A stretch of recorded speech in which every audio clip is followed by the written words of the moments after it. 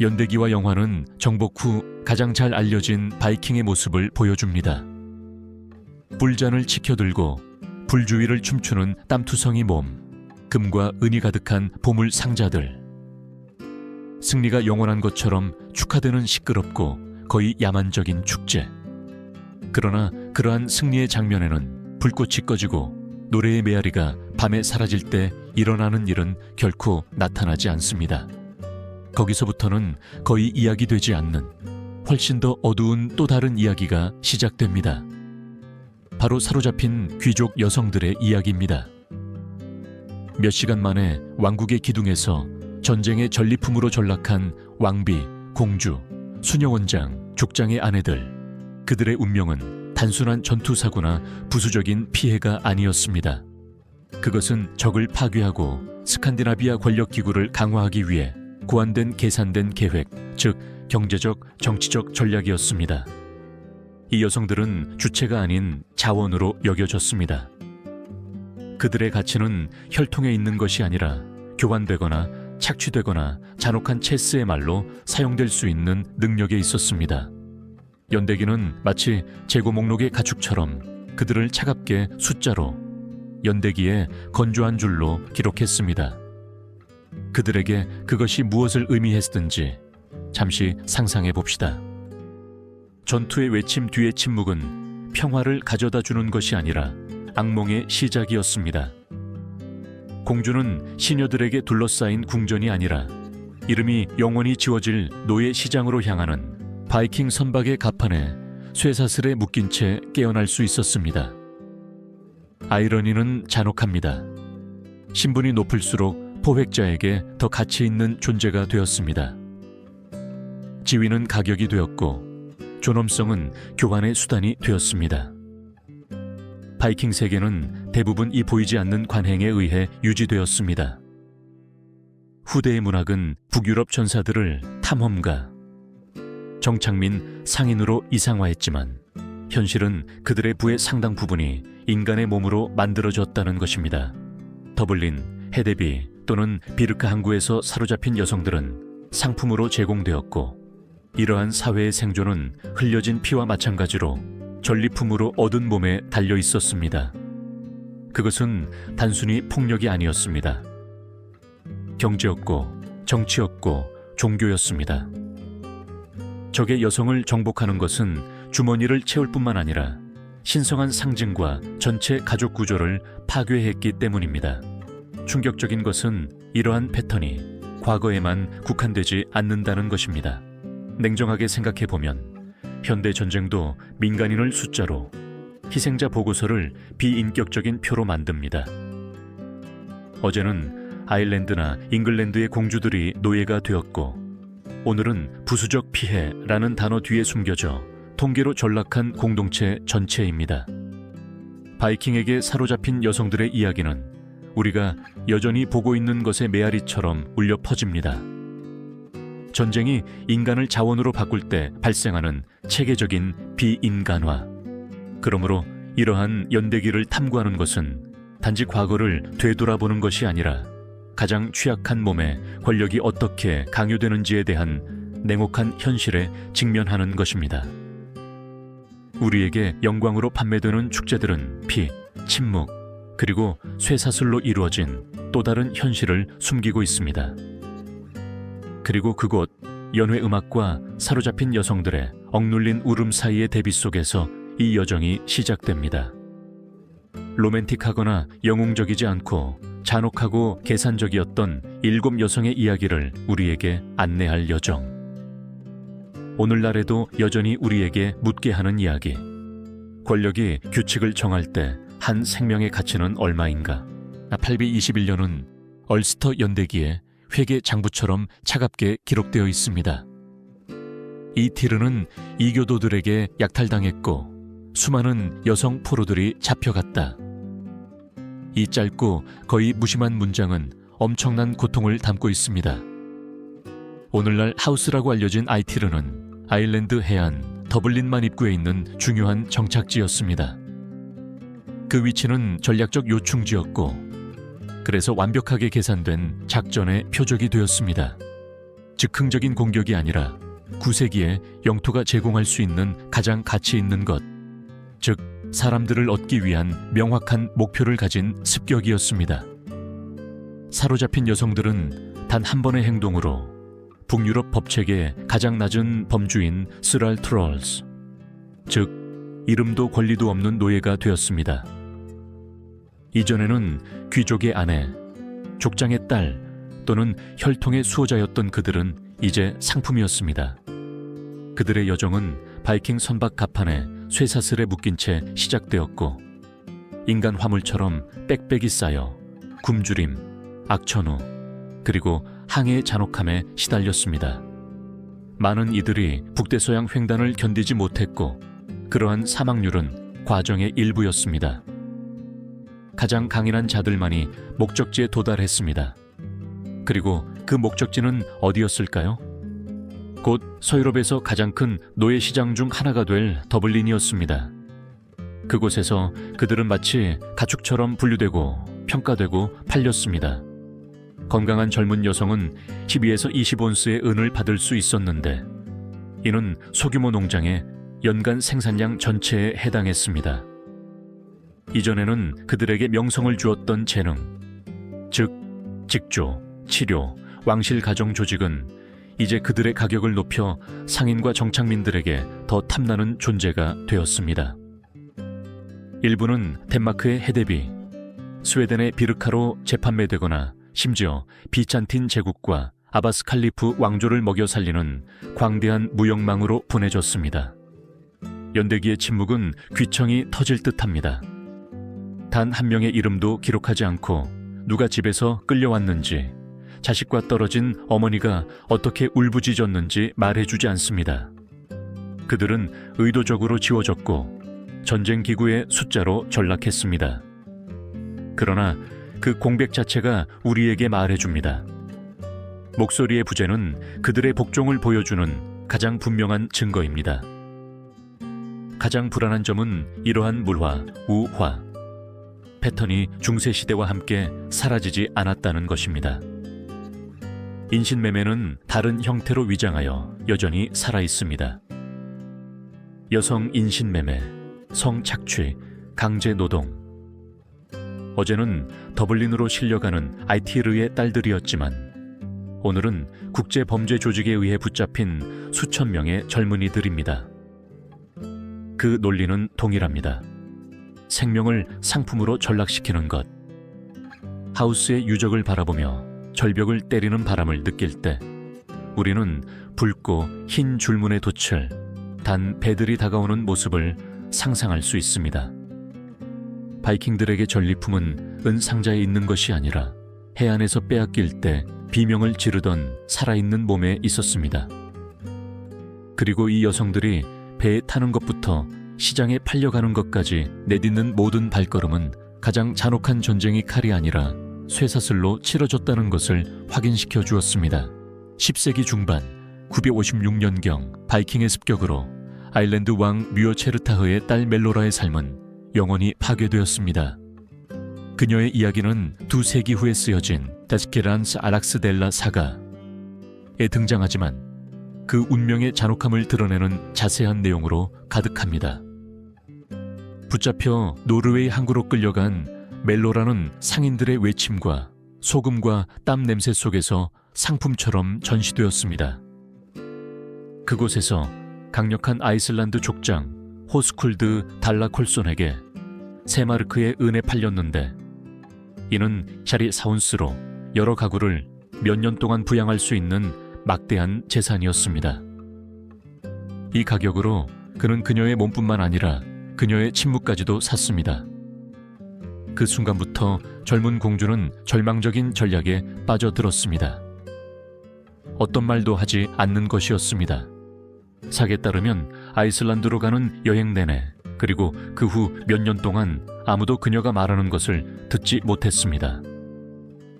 그녀는 벙어리로 여겨졌고 그 침묵의 가면은 모든 것을 빼앗긴 세상에서 그녀의 유일한 갑옷이 되었습니다. 침묵은 저항이었고 첩으로 프릴라 올로 전락시킨 환경에 맞서 자신의 무언가를 보존하려는 방식이었습니다.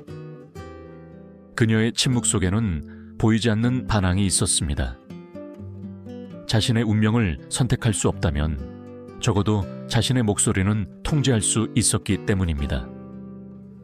그러나 진실은 예기치 않게 드러났습니다. 어느 날 호스쿨드는 강가에서 그녀가 아들 올라프와 게이러로 이야기하며 자신의 혈통 뿌리를 가르치는 것을 발견했습니다. 그녀의 입에서 자신이 진정 누구인지에 대한 고백이 터져 나왔습니다. 왕의 손녀라는 것이었습니다. 조심스럽게 숨겨왔던 그녀의 정체성이 번개처럼 드러났습니다.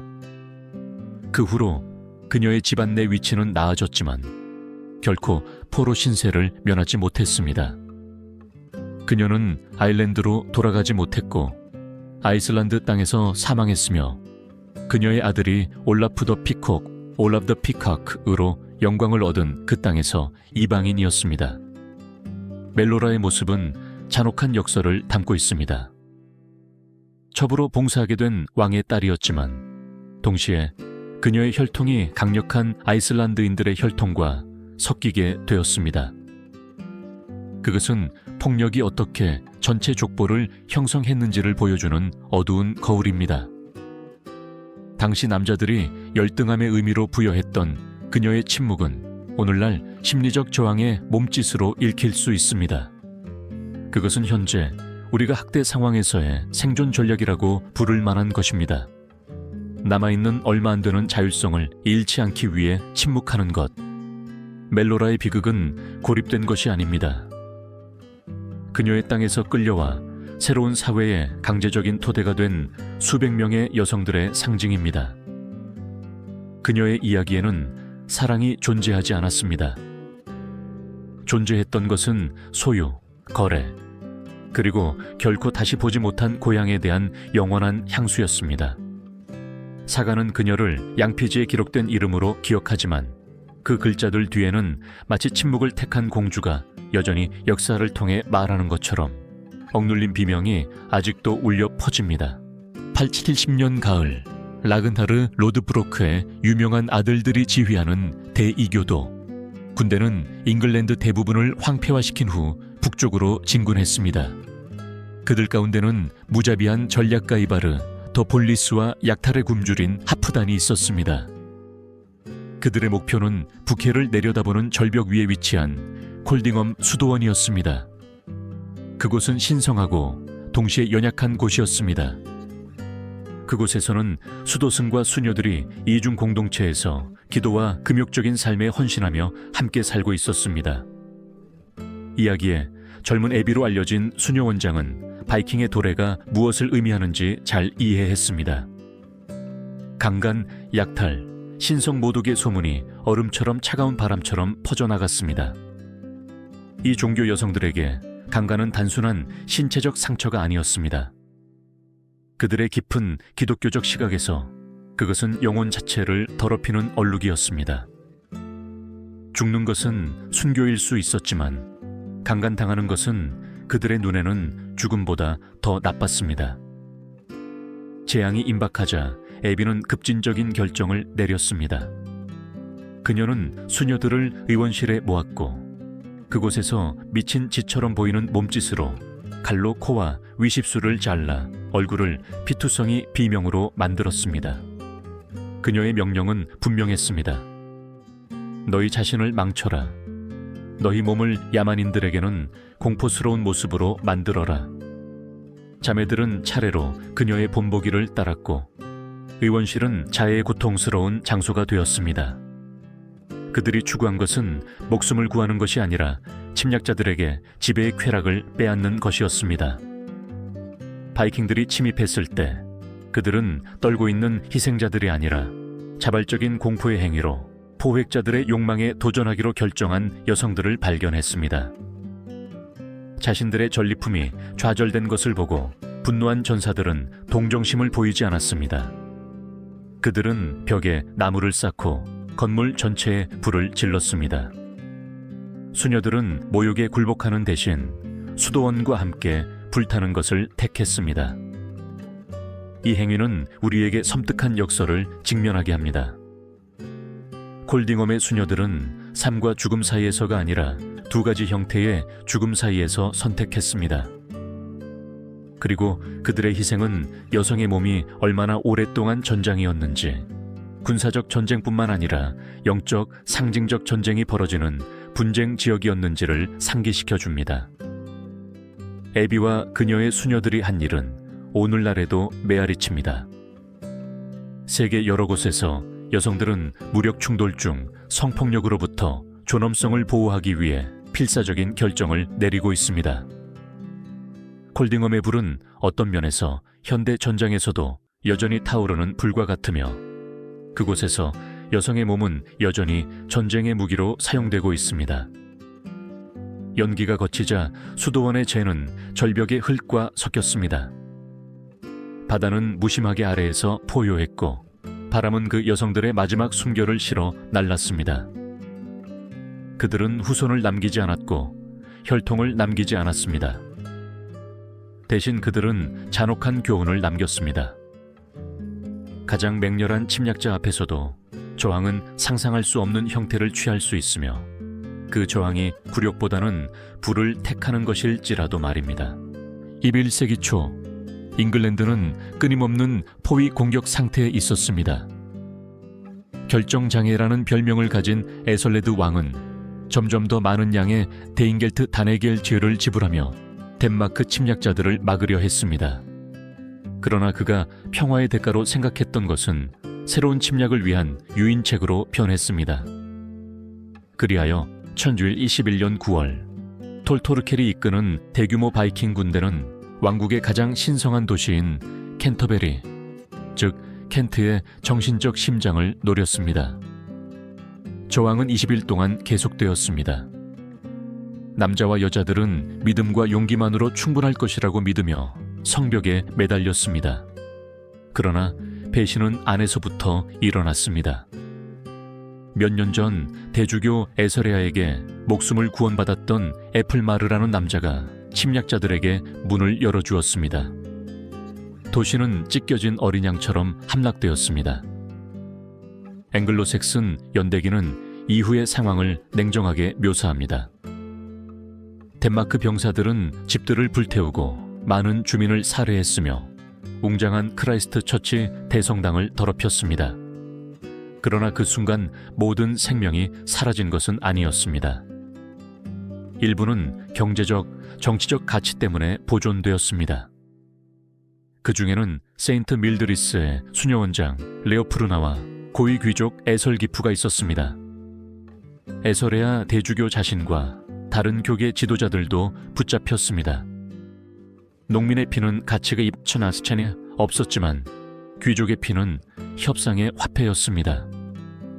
이 여성들은 훨씬 더 큰 판의 말, 즉 약화된 왕국과 은혜 굶주린 군대 사이의 권력 게임에서 인질이 되었습니다. 다음 몇 달은 감금 상태였습니다. 어두운 야영지에서 살아있는 보물처럼 감시받던 캔터베리의 여성들은 자신들이 팔리거나 처형되거나 엄청난 몸값으로 돌려보내질지 알 수 없었습니다. 그들의 자유는 괴짝에 쌓이는 왕과 족장의 의지에 달려 있었지, 그들이 고백했던 신앙이나 한때 구현했던 존엄성에 달려 있지 않았습니다. 에서레아 대주교는 교회는 가난한 자의 금으로 자유를 사서는 안 된다고 주장하며 자신을 위한 몸값 지불을 거부했습니다. 이 저항은 그의 목숨을 앗아갔습니다. 연회에서 술에 취한 덴마크인들은 그를 동물뼈로 돌팔매질하다가 도끼로 살해했습니다. 그의 순교는 기록되었습니다. 그러나 여성들의 운명은 더 조용했습니다. 마침내 4,800 파운드의 은 엄청난 액수, 예치 몸값으로 지불되었을 때 그들의 해방은 전쟁 회계의 또 다른 항목처럼 거래에 포함되었습니다. 대조는 잔혹합니다. 남성의 순교는 믿음의 상징으로 기념되었지만 여성의 경험은 거의 완전히 지워졌습니다. 그들은 살아남았지만 그림자 속에서 침략자들의 일시적인 퇴각을 사들인 화폐로 변했습니다. 영웅도 순교자도 아닌 단지 협상된 숫자였을 뿐입니다. 이 에피소드는 불편한 진실을 드러냅니다. 캔터베리에서는 다른 많은 도시와 마찬가지로 귀족 여성들이 살해당하지 않았습니다. 그들의 삶에는 구체적인 가격이 있었기 때문입니다. 그들은 죽은 것보다 살아있는 것이 더 유용하고 가치 있었습니다. 그들의 운명은 역사상 수많은 인질의 운명과 같았습니다. 기다림 속에 머물며 결코 자신들의 말을 움직일 수 없는 판의 말로 전락하는 것. 데이교도 군대가 노선브리아와 베르니시아의 수도원들을 황폐화시키는 동안 올라프도 화이트와 그의 동맹 이바르가 이끄는 또 다른 바이킹 군대는 서쪽으로 야망을 향했습니다. 그들의 목표는 스트레스클라이드 왕국의 가장 인상적인 요새인 알트클루트, 즉 현재의 덤바턴 바위였습니다. 이 화산성 덩어리는 클라이드 강 위에 거의 난공불락으로 솟아 있었고 수세기 동안 브리튼 왕들과 그들의 가족을 보호해온 저항의 상징이었습니다. 4개월 동안 공격자들은 성벽을 오르지 못한 채 바위를 포위했습니다. 그때 그들은 가장 잔혹한 전략을 사용했습니다. 바로 물 공급을 끊는 것이었습니다. 낮이건 밤이건 햇볕과 빛 속에서 수비대원들은 우물이 마르고 목이 갈라지는 것을 느꼈습니다. 굶주림은 줄어드는 식량으로 견딜 수 있었지만 갈증은 가차 없었습니다. 120일 후 칼에 쓰러지지 않았던 성벽은 물의 부재로 무너졌습니다. 덤바턴 주민들은 강철이 아니라 가뭄에 항복했습니다. 이어서 영국 제도에서 바이킹 시대의 가장 큰 강제 이주 중 하나가 일어났습니다. 올라프와 이바르는 보물과 사람, 즉 인간 전리품으로 변한 남성, 여성, 아이들로 배 200척을 채웠습니다. 그들 중에는 아르트갈 왕 자신과 그의 아내, 그리고 궁정의 여인들이 있었습니다. 왕은 나중에 더블린에서 올라프의 선동으로 처형되었는데 이는 미래의 모든 라이벌을 제거하기 위함이었습니다. 그의 가족은 그동안 광대한 노예 무역망 속으로 사라졌습니다. 스트레스클라이드의 귀족 여성들에게는 지위가 더 이상 의미가 없었습니다. 왕비나 공주의 칭호는 시장에서 얻을 수 있는 가격보다 더 이상 중요하지 않았습니다. 이전에는 혈통을 나타냈던 것이 이제는 거래의 한 정보에 불과했습니다. 그리고 그 거래는 우연이 아니었습니다.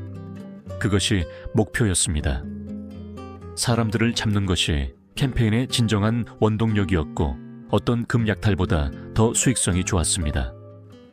연대기는 많은 사람을 전리품으로 삼았다고 말하는데 이 표현은 피를 얼어붙게 합니다. 인간을 일반적인 복수형으로 축소하는 것은 권력의 냉정한 논리를 드러냅니다. 당신이 누구였는지가 아니라 얼마나 많은 사람을 대표했는가가 중요했습니다. 이 작전에서 정체성은 대량으로 지워졌고 남은 것은 더블린으로 향하는 쇠사슬에 묶인 몸들의 짐이었습니다. 이 이미지를 현재로 가져오면 불안한 메아리를 발견하게 됩니다. 오늘날 현대 분쟁에서 강제 이주와 강제 실향은 여전히 전쟁 무기로 사용되고 있습니다. 어제는 덤바턴 주민들이었지만 오늘은 피난민으로 변한 전체 인구, 개별적인 비극을 숨긴 통계입니다. 메커니즘은 동일합니다. 사람들의 땅뿐만 아니라 그들의 백성까지 빼앗아 한 민족을 파괴하는 것. 덤바턴의 함락은 단순한 군사적 에피소드가 아니었습니다.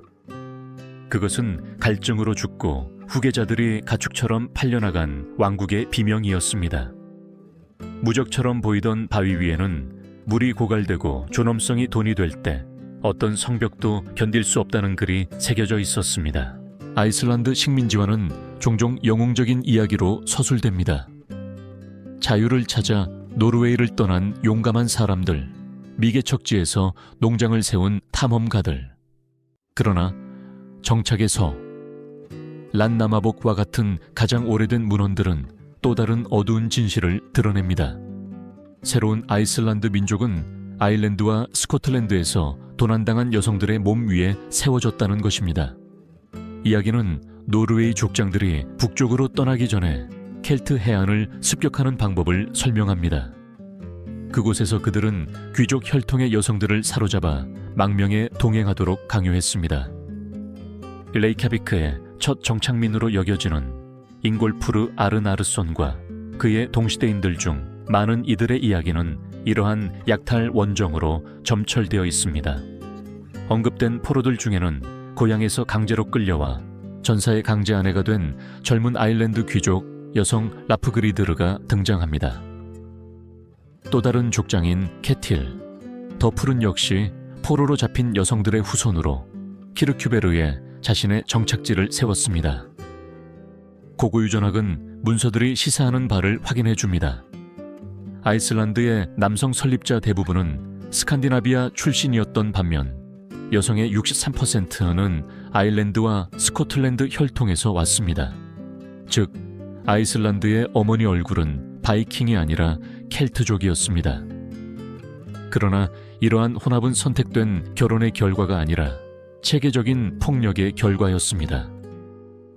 모든 아이슬란드 성씨 뒤에는 억눌린 비명, 납치범의 자녀를 키우기 위해 강제로 이송된 여성들의 메아리가 있습니다. 아이러니는 쓰디스입니다. 노예가 된 그 여성들은 삶에서 노예였지만 결국 한 국가의 진정한 어머니가 되었습니다. 그들의 피는 거의 모든 현대 아이슬란드인의 혈관에 흐르지만 그들의 이름은 잊혔습니다. 돌에 새겨진 비문이나 영웅적인 사가 대신 그들이 남긴 유일한 것은 미토콘드리아, 즉 유전학에서 보이지 않는 흔적뿐입니다. 그들은 결코 살기를 선택하지 않은 나라를 건설하며 비자발적인 창립자가 되었습니다. 이 현상은 우리로 하여금 국가 건설 전반에 대해 성찰하게 합니다. 아이슬란드는 예외가 아니라 극단적인 거울입니다. 많은 현대 국가들이 약탈, 노예 제도 또는 식민화 위에 세워졌습니다. 배경은 바뀌지만 역동성은 반복됩니다. 전체 민족이 가장 약한 자들의 희생 덕분에 생겨나지만 그들은 공식 연대기에 거의 등장하지 않습니다. 오늘날 아이슬란드인의 기억 속에서 바이킹은 자랑스러운 정착민으로 기억되지만 이야기의 나머지 절반, 즉 사로잡힌 여성들의 이야기는 여전히 어둠 속에 있습니다.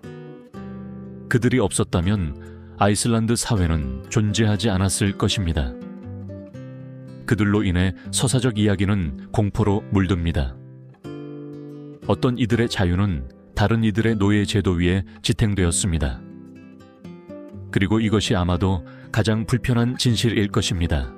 아이슬란드의 순수한 눈 아래에는 눈물과 이국적인 피로 흠뻑 젖은 땅이 뛰고 있다는 것입니다. 1904년 오슬로 피오르트 근처 베스트폴드에서 작업하던 고고학자들은 고분 하나를 열어 바이킹 고고학의 가장 스펙타큘러한 보물이 될 오세베르그 배를 발굴했습니다. 용과 뱀으로 조각된 20m가 넘는 오크 나무배는 상상할 수 없는 보물들로 둘러싸여 있었습니다. 의식용 썰매, 테피스트리, 괴짝, 침대, 그리고 주인을 저승으로 모시기 위해 희생된 말과 개들. 모든 증거는 왕실의 매장, 죽음 이후에도 인상을 주려는 권력과 부의 과실을 가리켰습니다. 매장실 안에는 2개의 여성 해골이 놓여 있었습니다. 첫 번째는 70세에서 80세 사이에 암에 걸린 노년 여성으로 아마도 최고의 왕비나 여사제였을 것입니다.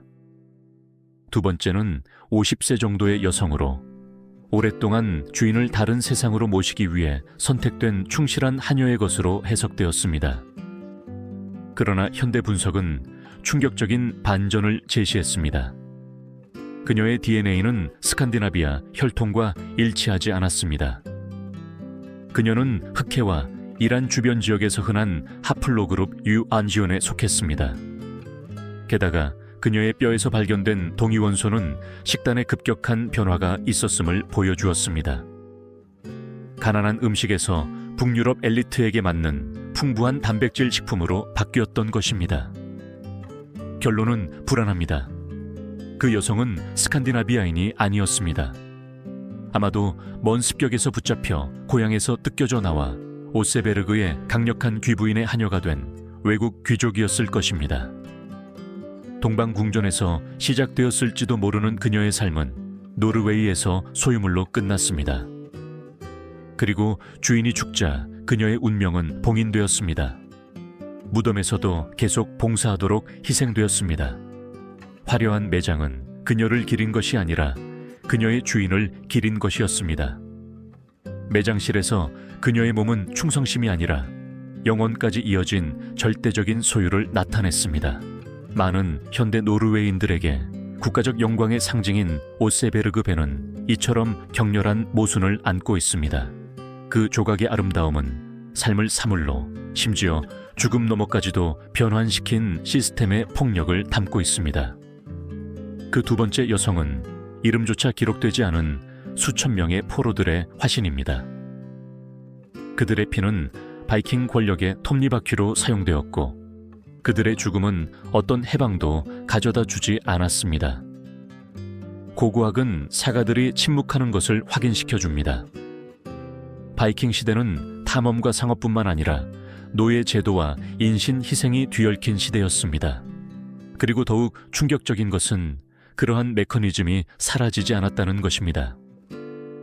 오늘날에도 우리는 가장 강력한 자들이 타인의 착취 위에 세워진 부를 과시하고 약자들이 권력자들의 명성을 유지하기 위해 상징적으로 희생되는 것을 계속해서 보고 있습니다. 황금빛 목재와 침묵하는 시체들을 품은 오세베르그 배는 우리 문명의 어두운 거울이 됩니다. 이 마지막 이야기로 우리는 출발점으로 돌아갑니다. 모든 승리의 축제 뒤, 모든 정복의 노래 뒤에는 침묵, 망명 또는 희생으로 전락한 여성들이 있었습니다. 그들은 바이킹 시대의 은밀한 화폐였고 거의 기억되지 않는 역사의 다른 절반이었습니다. 그리고 아마도 그 훔쳐진 삶들의 진정한 메아리는 사가나 박물관에 있는 것이 아니라 우리에게 남긴 질문에 있을 것입니다. 그 토대가 쇠사슬과 재로 이루어졌다면 어떤 문명을 영광스럽다고 부를 수 있겠습니까?